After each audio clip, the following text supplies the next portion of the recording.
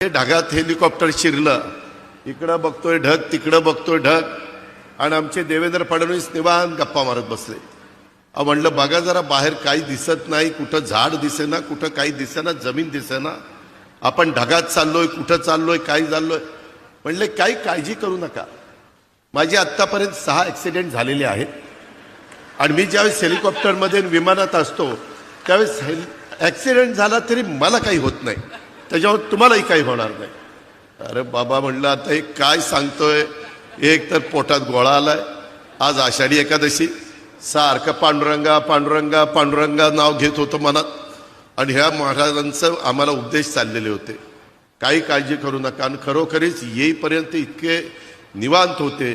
ते म्हणले मला ह्याचा अनुभव आहे, माझे अनेक ॲक्सिडेंट झालेले आहेत, परंतु माझ्या कुठं नखाला देखील धक्का लागला नाही.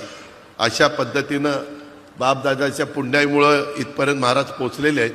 त्यांची पुण्याई निश्चितपणे उपयोगी पडलेली आहे.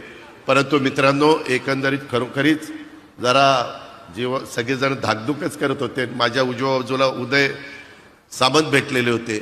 मला म्हणले दादा दादा जमीन दिसायला लागली खाली खाली. मग म्हणलं बरं बाबा, बरं झालं जमीन दिसायला लागली.